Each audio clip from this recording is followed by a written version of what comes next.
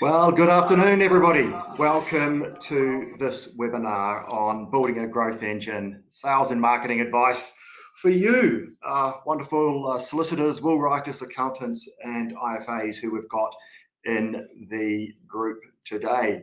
Thank you for attending. My name's Dave Newick. I'm the Managing Director of Arken.legal here.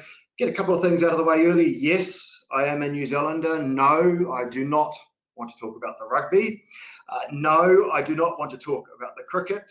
About the only sport I can actually talk about these days is the netball. So anybody wants to talk about netball, please drop me a line. Now, on the right-hand side, for those of you that perhaps haven't been in a webinar with us before, you've got a control panel. We'll try and make this session as interactive as we possibly can. There's a couple of polls, so they'll be popping up in front of you. And you're going to have some questions there which you can ask. It's just a really simple thing in the control panel, so do feel free to ask those, and I'll cover those off at the end of the webinar.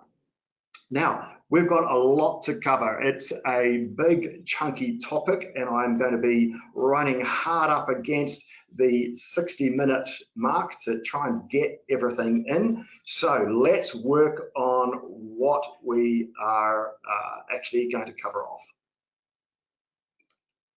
Right, so we're going to work on what is a growth engine. It might be a new term to some of you. It's very familiar to people in tech, but we want to obviously talk about what it actually is, what it means in the tech world, and how we can take that and use that inside the private client practices that we all run.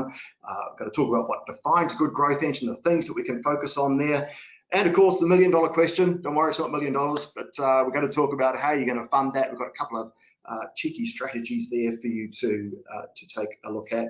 And look, we're going to try to make this appropriate for practices and businesses of all sizes. So I'll be using different illustrations for different practices on the way through. So we do have some very large organizations with us today, and we've got some smaller organizations as well. So hopefully you find that there's something in this regardless of your size.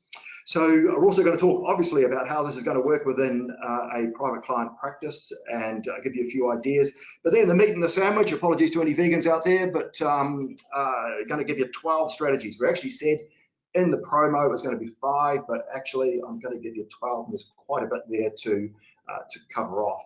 And then we're going to have the big finale, the summary and the questions. Now, we have got a little poll for you to kick things off. So I'm just going to let my head of customer engagement, Pippa, run that for us. So this is really about how confident you feel in your firm's sales and marketing capabilities. So if you can just fill that in, that'd be brilliant. Give you a moment to complete that.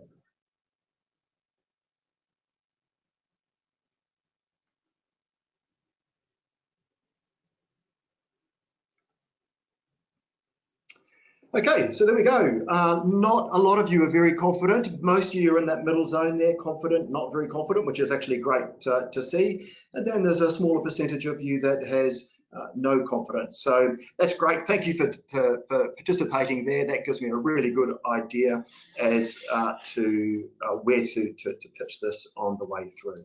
So let's just kick off what a growth engine actually is. Now, as I said, tech firms are really familiar with this. And why is that? Because tech firms tend to measure their success a little differently to traditional businesses. So growth is a prime metric for SaaS businesses, tech businesses.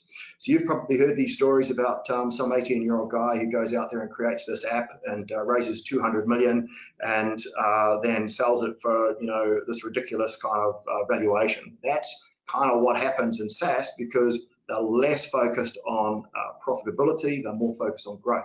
To have that growth, a good SaaS business will typically build what is really termed a growth engine. So what is it? Basically, it's the sum of all parts of your customer engagement functions. So of course, you've got sales, you've got marketing.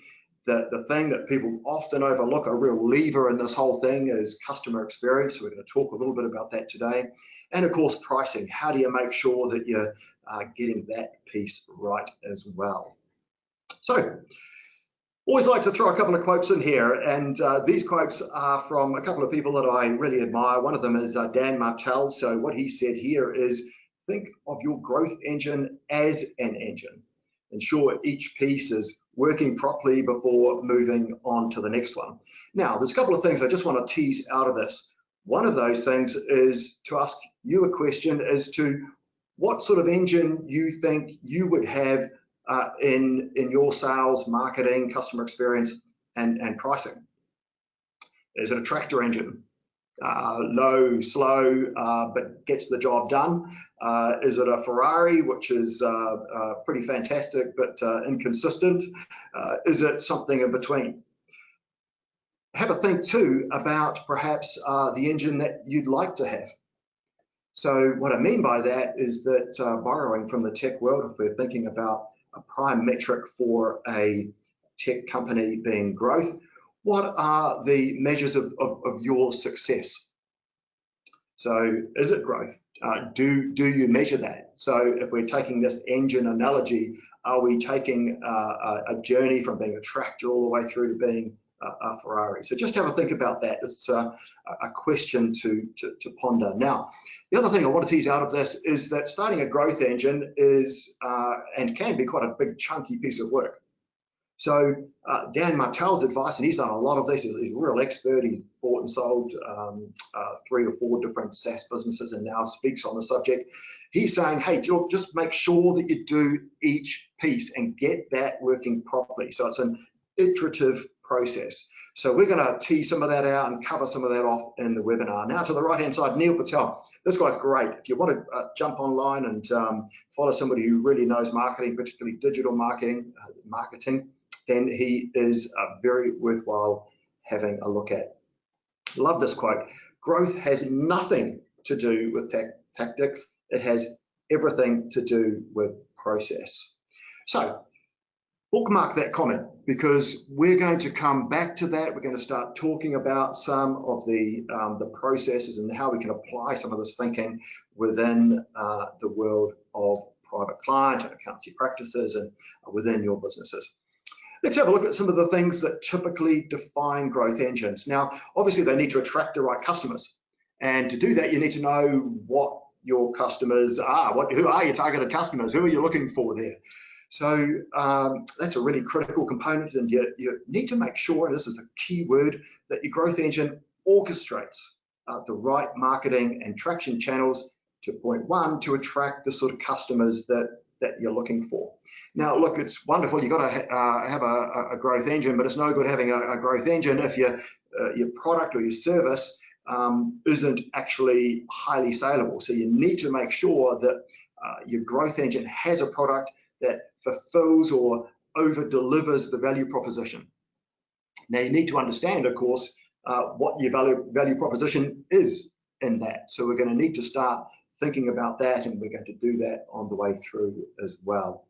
Now, a good growth engine should also strengthen your competitive advantage. So if we think about this from some of the conversations that I've had with many of you as I've come out to speak to you about your businesses, a lot of what we do fundamentally is very similar to what our opposition does.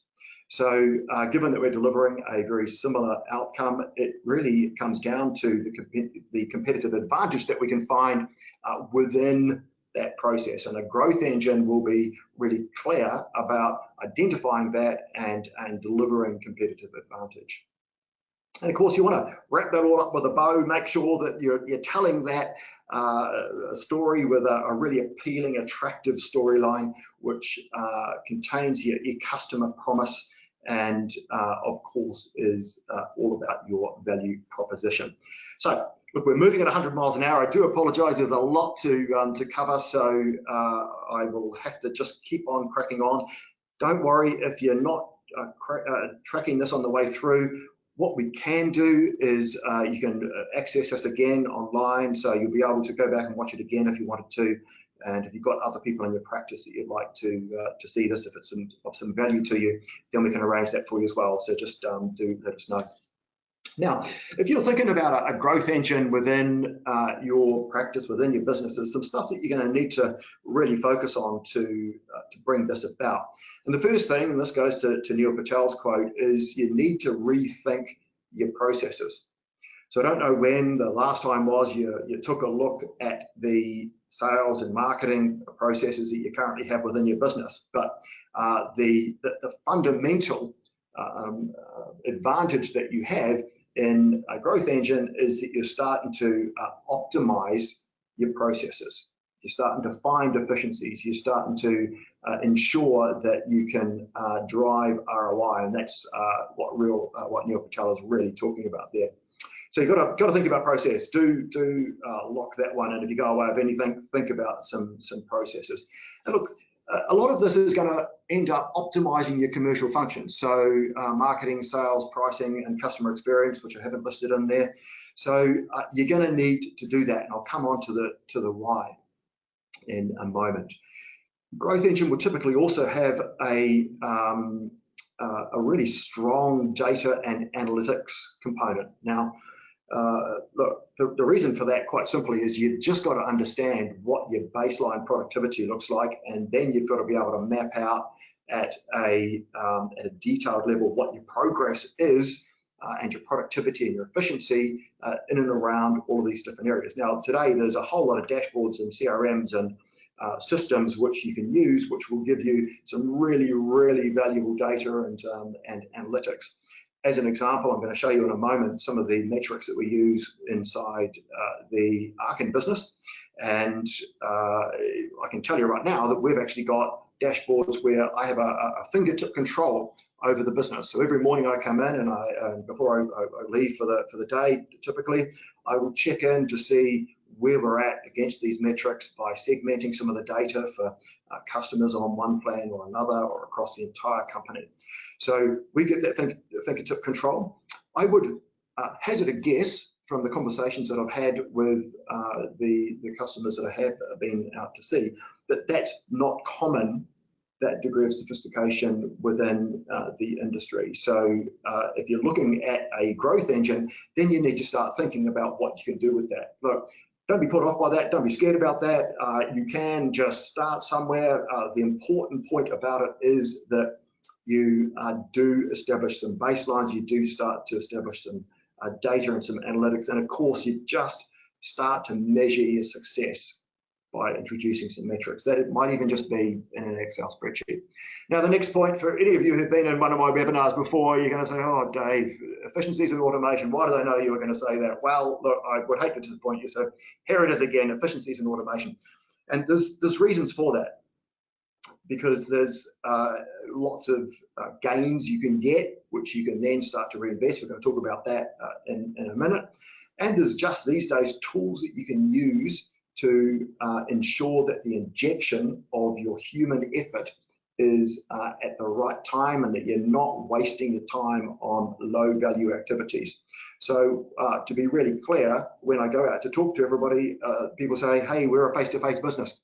We're not saying don't be a face-to-face business. What we're saying is build a growth engine to make sure that you've got efficiencies and automations which can take care of those low-level tasks, so that when you inject your human effort, your human capital, that you are getting the maximum bang for the buck out of that. Now, the last piece of this is about people costs. Now, you're typically going to have to look at the costs that you're going to have in and around people, because probably the biggest cost savings.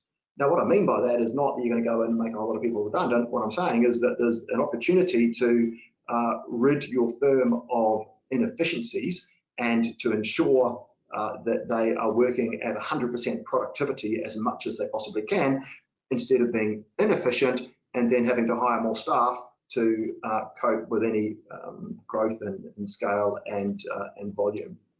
So I promised to show you some of these common metrics in SaaS growth engine. So look, there's metrics for Africa, literally, there are so many of them, but here's a few of them. So ARPU is a big one, average revenue per user.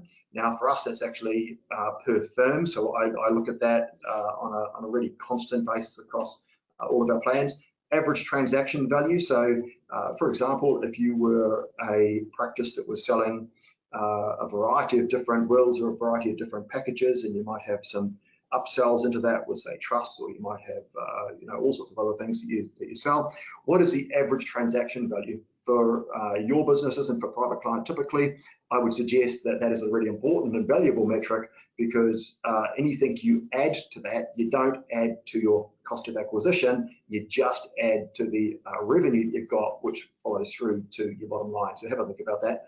And cost of acquisition. So really important when you're looking at a growth engine that you are actually measuring what it's costing you to acquire customers. So what this is your sales and your marketing costs, and you look at that and you divide that down into the number of clients that you've acquired over the course of, say, a month or a week or whatever it's measuring. And look, here's another one for you, long-term value. I think this is really applicable for the industry. And the reason for that, if you want an illustration, is that typically a lot of you will have very long-term relationships with your clients. So as a success metric, that's actually a good one to take a look at, but it also represents an opportunity in my eyes. The opportunity, if you've been on some of my other webinars where I'm talking about the changing buying habits of the generations, could be represented by millennials. So you might look at millennials and say, Dave, I chase probate work, so therefore I'm going to focus on the baby boomers and the silent generation and maybe some Gen Xers, because that's where the value is. Maybe, and I'm just being slightly contentious here, there is an opportunity for you to change that thinking on its head and think about the 76% of millennials who don't have a will, and how many of those people you could have a long-term relationship with and upsell and renew their will as their life situation changes over the lifetime of the relationship that you have with them. So what is the long-term value? Good one for you to think about. Churn, now this is the amount of customers who leave. Thankfully for us, that's pretty low. But for you, I would hazard a guess that you probably don't measure that. So an example of that within your world may well be looking at your will bank and saying, hey, we've got 100,000 people on our will bank, which is fantastic, but how many of those do you actually know are current customers? How many of those do you have any idea of where they currently live? Do you have any contact with them whatsoever? So could you, under a growth engine, actually measure that churn so that you know if people in your will bank aren't there anymore? Just an idea. Total active subscriptions. Now look, this is mostly kind of relevant if you've got recurring revenues, right? But things are changing. Legal services are changing. It doesn't have to be transactional. There may well be some recurring revenue opportunities. So if you head down that track, then start thinking about that. In the will writing world, it might be storage that you're thinking about. So think about that as a subscription. And sign up. So how many clients, and you may well measure this, CRM may well tell you it already, how many customers have actually inquired. For us as a SaaS company, it's people who come in and trial the software, but for you, it may just be around people who've trialed. Hopefully that's useful. I've got another poll for you. So that is going to come up for you straight away.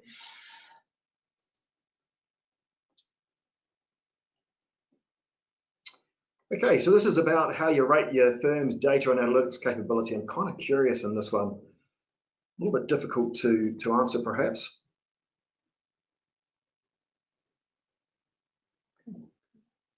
Okay, let's have a look. Right, great. Okay, hey, that's fantastic that you see that some of you have this available via a dashboard. I'm really pleased to see that. That may well be as a result of using sort of practice management systems like Clio or something like that.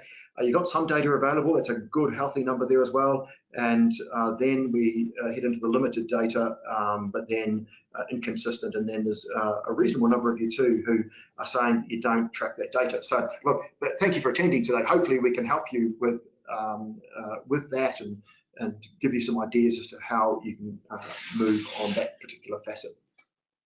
Okay, now, the $100 million question, it's not that much, it's not even $1 million, but look, if you were a SaaS business, you would go out and you would raise 200 million and you just throw money at building a growth engine. However, in most businesses which don't take funding, although some legal practices do, then that's just not realistic. So what's an alternative strategy to enable the funding of a growth engine? Now, this is some research that I've done, and I picked this up from McKinsey, the consulting company, so don't just take my word for it. What they're saying here is that they suggest that you can fund a growth engine through finding savings across your business. And I think that's really relevant and poignant to the point that the industry is at these days in starting in the sort of digitization continuum to realize and find savings through adopting technology. So a couple of key points that McKinsey stressed: efficiencies and automation are key to doing that. Don't do low-level tasks. We touched on that before. They also suggested that one of the key areas is to reduce the overlaps between teams and people, that there was a massive inefficiency there, and focus on eliminating the inefficiencies. So if you've got a squad that is out there finding these inefficiencies in your business, then you can then take that and redeploy those savings into some really high growth opportunities. So to do that, and this goes to the data and analytics a little bit and the metrics, you need to understand the return on investment of every pound you spend within your growth engine and within your business. So you do need to have a think about how you're measuring that. So because if you're not there, then it's going to be really hard for you to understand whether you've got a high growth, high return opportunity or the alternative. Now, key part of this too is the idea that you put your best people where the high growth is. So what you want to do is you want to make sure that you've got your best people who can deal with challenges, you can take the strategies and really bring them to life so that you're going to actually realize this high growth. What you don't want to do is you don't want to take an average performer from perhaps another team just to move them on and put them into a high growth opportunity, because all that'll happen is you'll end up with a high growth opportunity becoming an average growth opportunity. Equally, I would say to you that there are real opportunities in terms of efficiencies to map people up, and some of this is 101 stuff, map people out in terms of where they are best to be. Perhaps those people who aren't high performers need to be in parts of your business that aren't high performing. All right, so let's just start to turn our attention to how this might kind of work for your practice. Now, the point I make here first is that the driver is going to be different for each of your businesses. Yes, there's some commonality with the services that we provide, but your business will be different to the business down the road. You will have things that are truly unique in terms of your customer base. So as you start to think about this, think about putting your own lens in terms of internal looks within internal searches within the company, but also think about putting your external lens on and thinking about your targeted customers. So start thinking actually about what they would want to see. What are the opportunities that are absolutely unique to that? Now, look, that's a big job on its own, particularly if you're a multi-office practice. And I know that there's some of you with us today. You might find that an office in Norfolk is quite different to an office in Manchester. The point I'm making is that look at the drivers there, look at the underlying data, and make sure that you're making some decisions on both internal and external. Now, have a think about the value chain. So what I want you to do there is to think about the stages of the value chain and what the ROI is of each part of that, so that you can then establish the areas that you should be focusing on and investing in. And look, the fundamental question you want to ask yourself there is, are they high margin? Have you got your best people in those? Because that's obviously, if you're looking for hyper growth, that's where you're going to start to find that. So your value chain is the sum of all of the different components. So you've got to think about the processes, the customer journeys that people are on, and where you inject the human effort what we were saying before, where you're going to automate, where you're going to optimize. So have a think about that. Now, look, one of the things that you just can't escape is that this stuff's going to require some specific capability. So, you know, you're going to need to either buy that in, or you might be lucky enough to have it in your practice. The key thing, though, and I want you to really take this on board, is that the key facet for a growth engine, working or not, is going to be the mindset of you and the mindset of your firm in terms of the way that you think about growth. So, you know, is growth important? Is it a key metric? Are you prepared to invest in it? Are you prepared to put your time into growing a practice? Or in fact, is it more about profitability, or is it somewhere in between? So as I say, it's going to be different for every business, but the commonality is that you're probably going to struggle to get a growth engine off the ground if you don't have sort of some fundamental interest at a partnership level, or you're not prepared to get involved and do some investment in it. So hopefully this helps. I'm really aware that I'm going at 1,000,000 miles an hour. I'm 25 minutes in and we've got a lot to cover. So what we're going to do is start in on this meat in the sandwich. We're going to start talking about some of these key strategies. Now, here's a key thing. You're going to hear me say this a lot, right? A growth engine has to be repeatable and scalable. Has to be repeatable and scalable. If it's not repeatable and scalable, it's not a growth engine, right? So we're going to talk about this, and you'll see this starting to come through in some of these strategies as we talk about the 4 main components. So let's get into it. So we're going to start with marketing here. So I'm not going to surprise you by saying that we need to look at your marketing processes. So interesting story, I went to a conference in February of this year, held over in San Jose and San Francisco. It was a SaaStro conference, and you've got lots of people there walking around in $2,000 pair of jeans and $500 t-shirts and dirty old trainers. And they were talking about their billion-dollar businesses, you know, that they'd made with somebody else's money. Anyway, being slightly facetious there.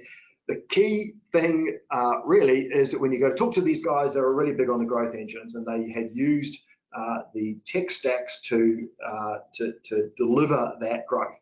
So that was really interesting, just to get the commonality amongst all the speakers as they started to talk about that. And with them, they'd all used very similar tech stacks, which was kind of tailor-made for their business. Now, you might want to think about technology in regards to where you can find efficiencies. You also might want to think about technologies in terms of how it can produce the data, how it can automate some of your marketing processes. So one of the illustrations that we got at the SaaStro conference was one of these firms that had incredible growth. It was amazing. And they had just nailed their marketing processes in terms of conversion and leads and referrals and all those good things that make up a holistically good marketing process. So my advice to you is to use technology and automate the low-level tasks, automate the bits in the business process, which can make it repeatable and scalable. So don't rely on your human effort there. Instead, inject your human effort into high-value parts of the chain. Now, we've talked before about reinvesting the savings that you're going to find. So my suggestion to you from a marketing perspective is that if you're going to reinvest, once you've done the tech piece and the automation, is you invest that in lead generation activities. But baseline is you've got to measure what's working and giving you ROI, because you're going to need to tweak and change. You know, it's not like you get to a destination and you're there. You constantly need to keep tweaking and changes. These processes are probably things that you change really, really frequently. So value proposition. Now, look, probably should have asked you a question about whether you were confident around your value proposition. So the fundamental things there from a marketing perspective is understanding where you actually add value and how you're different from anybody else, because this common delivery of services is one of those things that is very similar for everybody in the industry, but we've got to find the differential. The differential is going to be value prop. But you've got to know your customer base and how they want to buy. So if you're targeted at millennials, and not many of you are, but if you are, you know, they're going to want to buy entirely differently to the way that the silent generation are going to want to buy. Somebody in Norfolk is going to want to buy differently to somebody in Manchester. So know who you're trying to target and get that value proposition out in front of them. So we're also talking about sort of the unique selling proposition, the USP, and the Me Too test. Now, we're not talking about Rose McGowan there and that filthy pig Harvey Weinstein, nothing to do with that. What we're talking about is you taking your business and saying, okay, I'm actually going to look around and see whether there are other businesses that have my same value prop, because you might think you're unique, but are you really? Are there other Me Too businesses that are saying exactly the same thing? So it's a good little test there. Now, marketing and sales and a growth engine are going to be really reliant on lead generation. So for wool writers in particular, but also for accountants, as they're starting to see changes in their business, you probably got lead generation at a higher level than perhaps some of the more established solicitor practices around. So the question I'm asking here, and which I want you to ask of yourself, is where are you generating the most leads, and what is the conversion rate of those leads? And if you've established via all of your different channels what that looks like, then double down on it, because that's where your growth is going to come from. If you've got great leads, if you've got great sales, then do double down on that.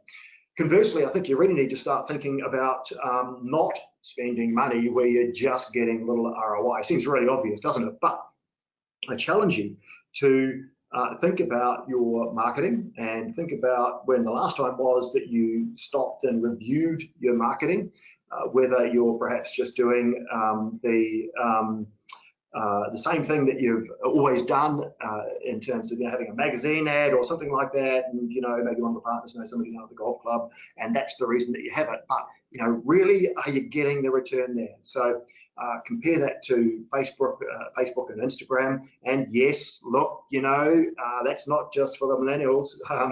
They're doing other stuff. I think it's for Generation X's and others as well. So have a think about that. And the reason for that is it's really cheap and controllable. So you can just put in your budget, and it's really easy. So here's the thing: referrals and network. Now, probably got time to go off on a bit of a tangent. It is relevant. I will get there. So in another life back in New Zealand, I used to run a football club. So I was the president of one of the most successful football clubs down there called Birkenhead United. And we won over a 7-year period that I was the president, about 8 or 9 national titles, including the FA Cup equivalent down in New Zealand. Now, it's not the FA Cup because it was much smaller, but anyway, it was a big thing. So how is this all relevant, David? Well, networking, right? The prime sponsor of that football club was a estate agency who really believed in community. So they would come down and they would network in this community hub, which was the football club. They'd come down and they'd sponsor some prizes. They'd be really front and center in and around sort of launch days, and they'd come down to junior discos and all that sort of stuff, and they just became part of it. So the opportunity for you is to think about networking being something like that in your local community, instead of the natural thought that you're probably thinking, which is people in shiny polyester suits handing out business cards, right? So there are opportunities to get involved in networking and community building, which could be really, really cost efficient. Yes, they're not time efficient, but they could be really cost efficient. And referrals, wow, interesting story there. Dropbox, you probably all know that's where the cloud storage is. That company had some really substantial growth off a really successful referral program that they ran.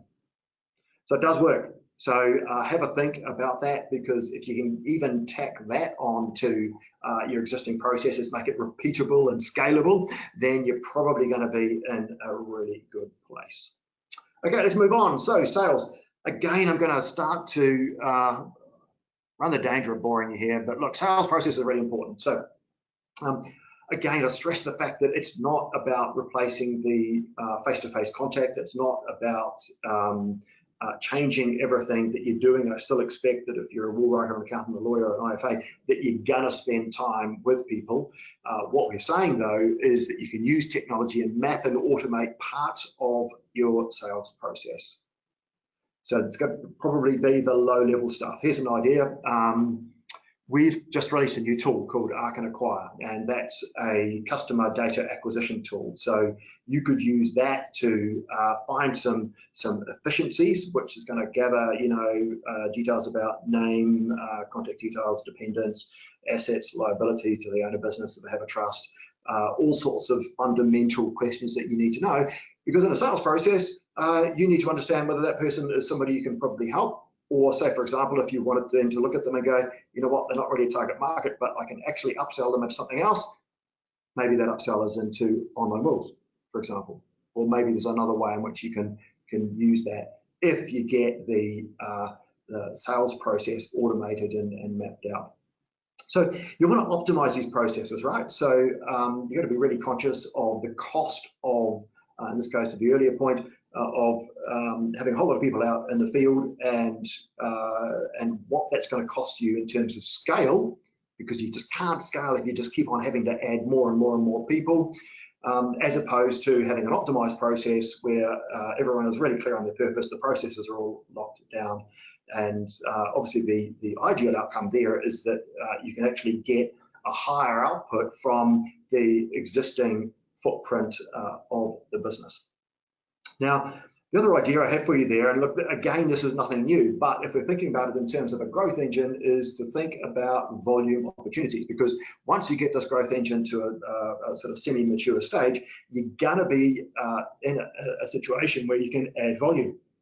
And off that volume, obviously, you're going to start to leverage the scale that you've built in your business. So start thinking about that, because it's probably going to take you, well, 6 months, a good 6 months to start to access some of what these volume opportunities might be.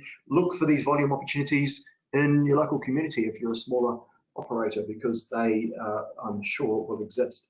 Now, sales is about messaging, isn't it? The messaging that you give when you're in front of somebody, the messaging that you give obviously through your marketing and all these sorts of things.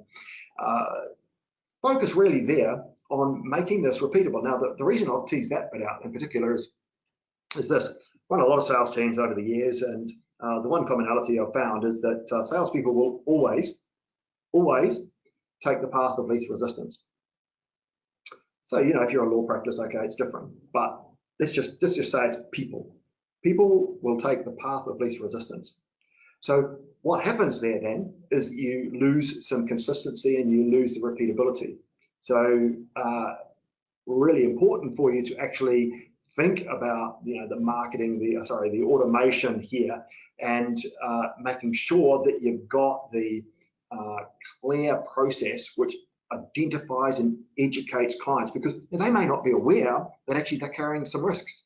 So you can help educate them on that. There's definite pain points, but key point, focus on the client pain points and their needs. So look, next thing, build the key messages and value proposition into the process. I touched on that earlier, right? So, and again, you've got to think about the consistency and the scalability that you're getting with this, because you do want to build and deliver scalable solutions in your sales effort, and you'll get that through being consistent about your value prop. So look, upsells, I think, are probably one of the biggest opportunities that exist within private client. Interesting story. I went to hear a guy speak a week or two ago, and he'd built a business with actually some funding from 8 million to 30 million. It was a legal practice. Done really, really well with that. Now, one component, because he did a lot of acquisition, but one component that was really successful for him was identifying and securing the upsell. Now, the comment that I would make here is that some of these things were actually new. So what he did was he stopped kind of thinking about all the stuff that they were doing, and he started thinking about the customer and what their pain points were, what their needs were, and then he went out and found solutions for those needs, and he started to bring them into his business and bring them in as an upsell opportunity. So if we're talking about a metric, you're talking about that average transaction value. So what we're doing there is you're already paid to get the customer. What you're doing is you're raising the average transaction value through an upsell, and all of that goes straight to bottom line. So look for the high margin share of wallet that you've got. because that's where you want to focus, clearly, and that's where the biggest bang for buck will be. So an example, look, obviously, a lot of trusts are sold to individuals. So maybe that's an opportunity, but is it done on a repeatable and consistent basis? And is that a high margin share? Do people actually understand the value of having a trust? One of the things I'd think about is that if you're really truly interested in upselling, that there's great opportunities to deliver these easily as an add-on sale. So and it might be automated. So let's take an example. A lot of you will use Amazon. So if you went on and bought some bed sheets on Amazon, and you went to the order bit and they said, hey, we've got these pillowcases for sale, and we've got a duvet cover for sale, and do you want this new pair of slippers? So, okay, bad example for this industry. What I'm saying is that that's automated. And so what they've done is they've said, hey, this person's buying this, so therefore they might be interested in these things. We've already got them as a customer. They're here buying something. So what we want to do is we want to up the average transaction value. And retail businesses do a lot of this. And I think we can take a lot of that into the growth engine for private client. Okay, customer experience. This is the neglected cousin of the growth engine in our industry. Really important in the SaaS world and the tech world. Why? Because typically what happens is that companies will go out there and they will be delivering, say, B2C services. They've all got funding, they will optimize their growth engine. So the difference for them to actually win the customer comes down to customer experience. Now, that's not the case for us. The question I'm asking you and the suggestion I'm making is whether it should be. So if I go out and talk to a lot of our clients, there's not many of them, I wouldn't want to put a percentage on it, but there's not many of them who talk to me about customer experience and improving their customer experience.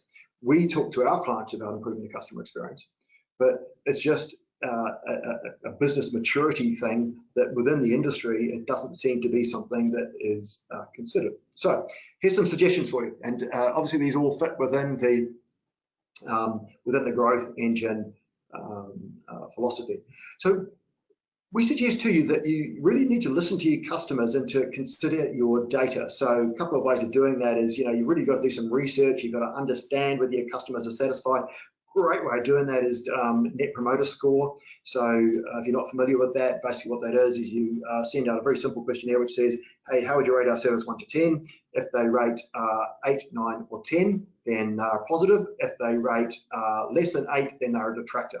So you come out with an average score of all of your customers, right? So if you're scoring 8, 9s, and 10s, then you're really doing very, very well. You're still scoring 2 and a half, and that's not great, right? You've got a lot of work to do. How is that even relevant? There's a lot of research that shows in tech that if that is a high score, that your churn is obviously a lot less, that your referrals are a lot higher, and that they'd be more prepared to spend money with you. So have a look at that.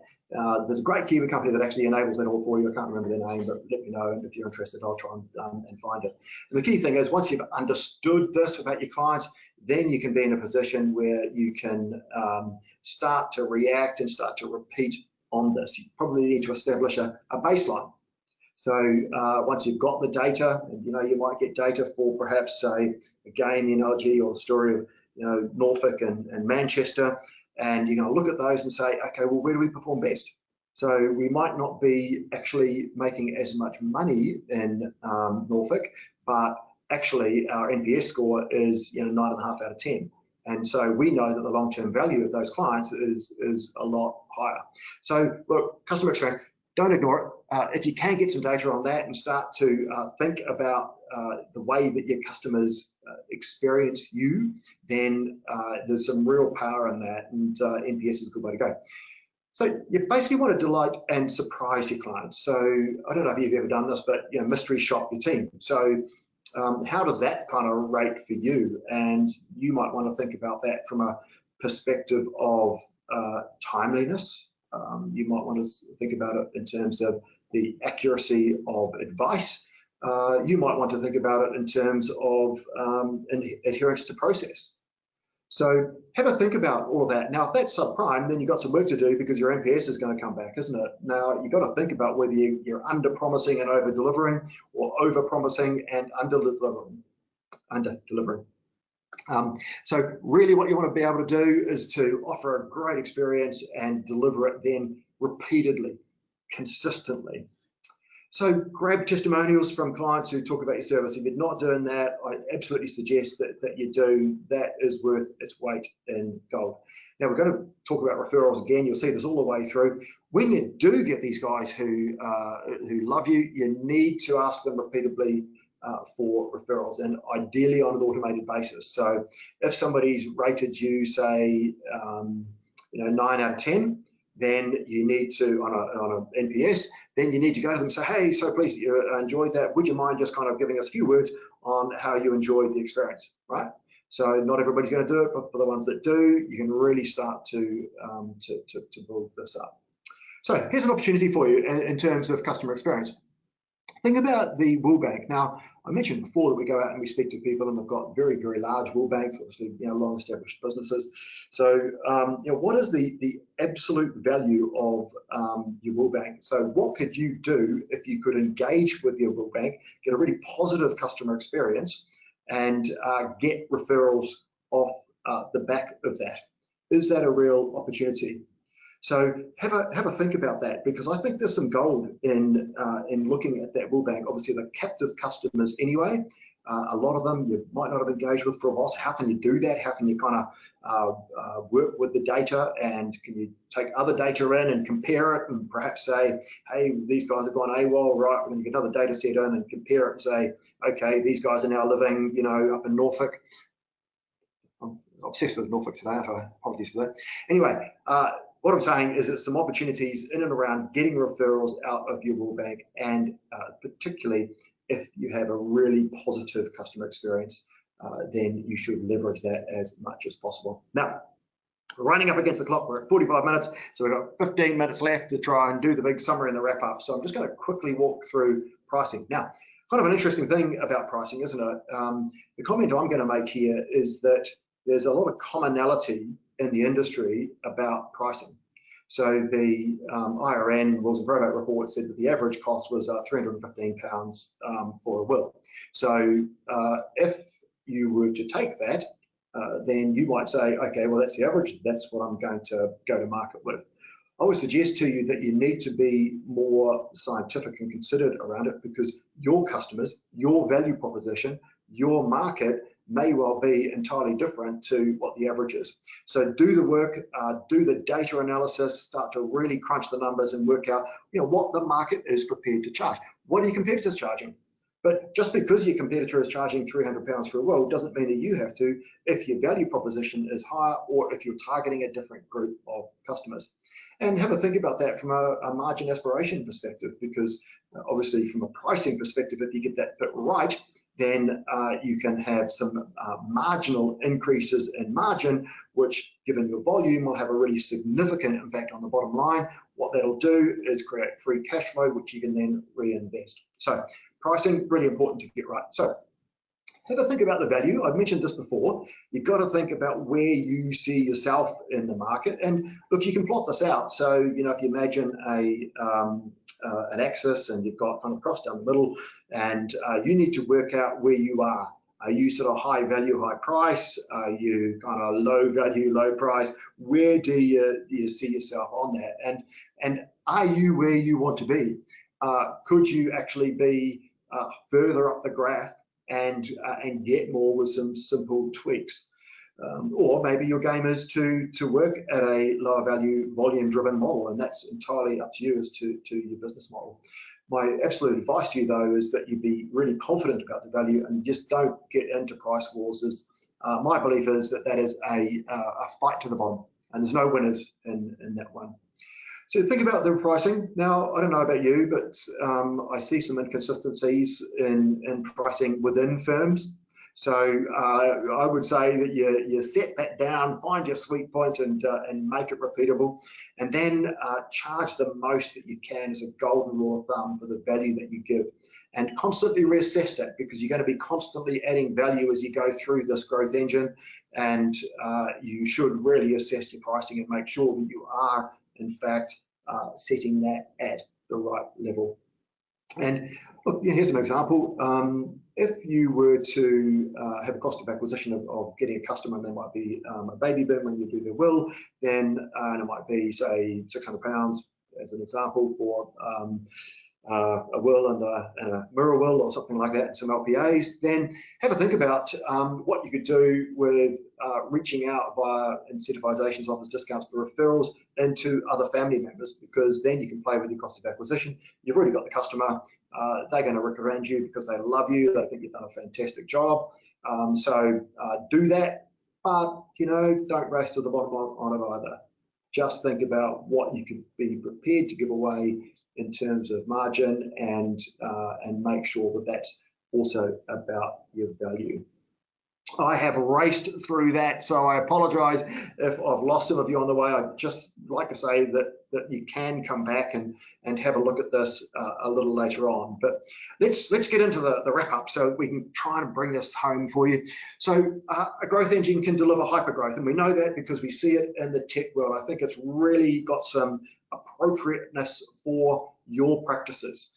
So to do that, though, it needs to be really repeatable and scalable, and you need to be able to measure your success and your productivity using data and analytics. And you can start low and then build into that. We can leverage some of the data and analytics that you've got within your existing practice management and CRM systems. It's probably there, you're not perhaps using it.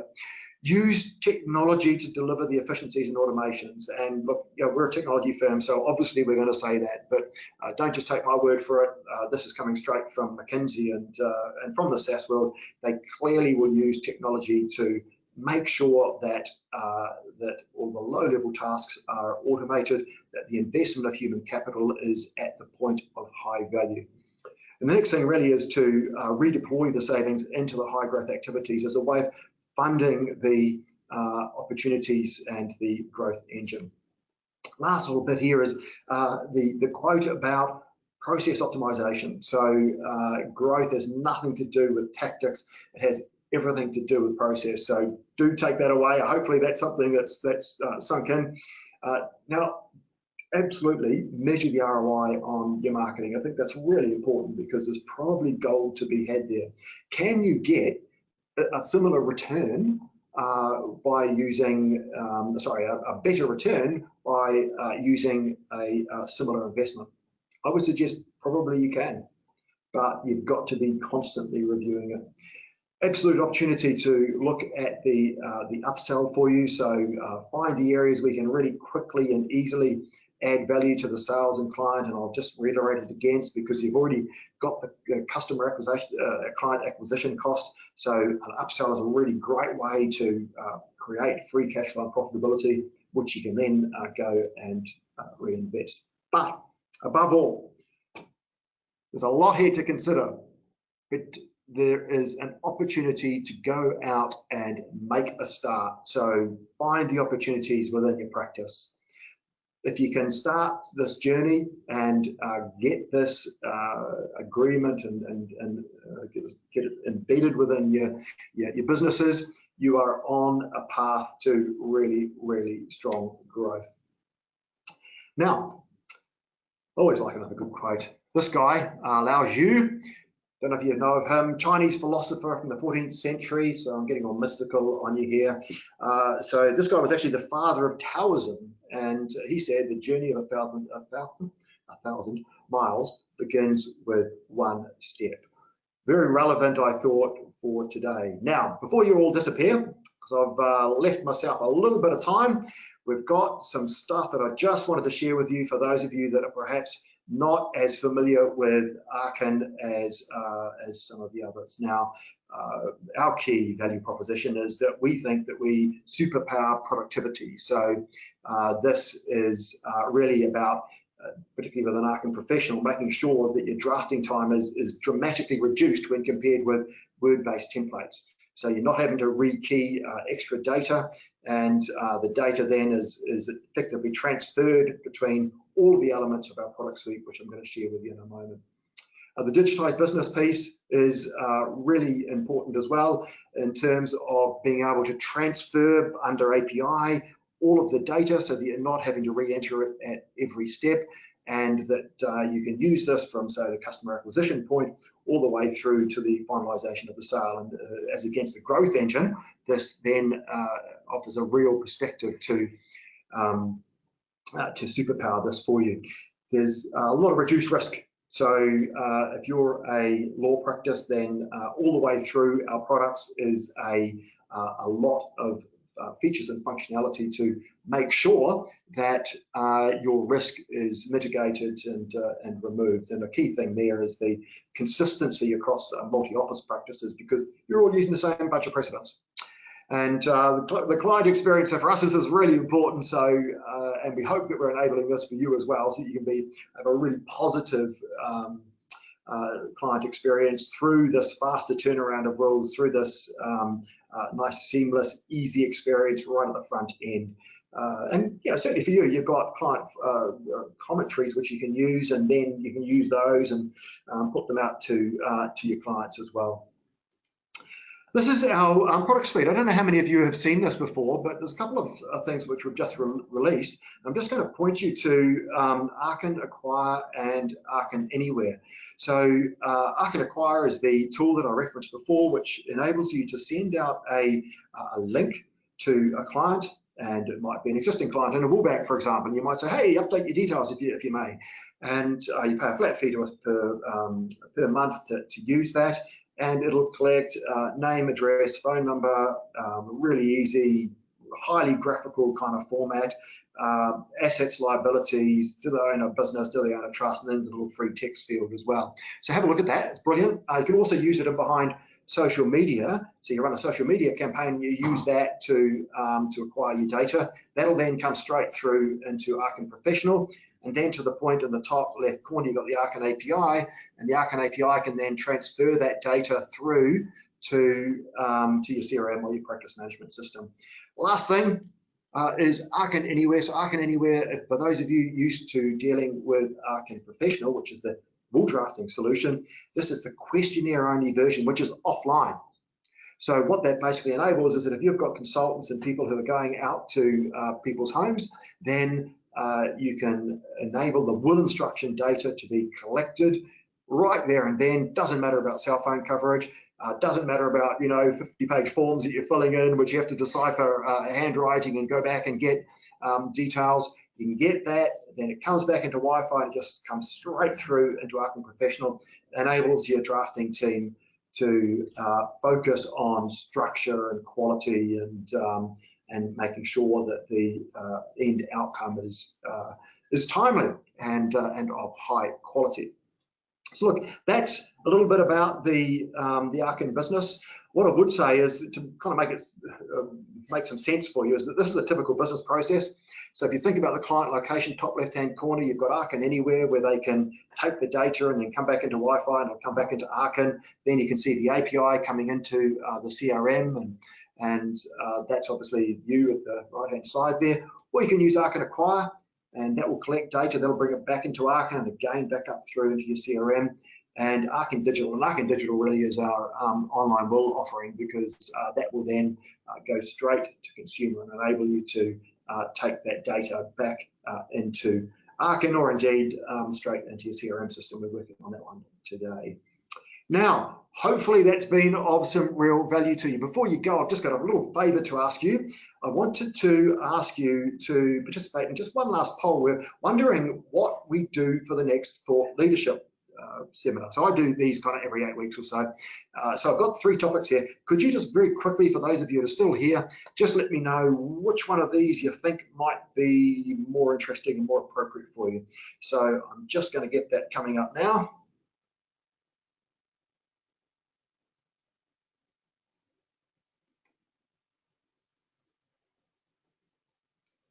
How are you going there, Pippa? Yeah. Brilliant. Okay, wonderful. That is fantastic. Thank you so much for attending today. Hopefully you've got some value out of that. If you have any questions, please feel free to drop me a line or to give us a call at the office, and we look forward to seeing you in the next webinar, which actually it looks like is going to be goal and strategy setting. So let's work on that one. We've got some other ideas as well, so if you've got ideas, please just let me know, because we can always try and pull this out of my grey matter, all that experience over the last, let's just say 20-something years. Anyway, I'll let you go. We're up on the 60-minute mark. Ka kite, thank you very much. Look forward to meeting with you all soon. Goodbye now.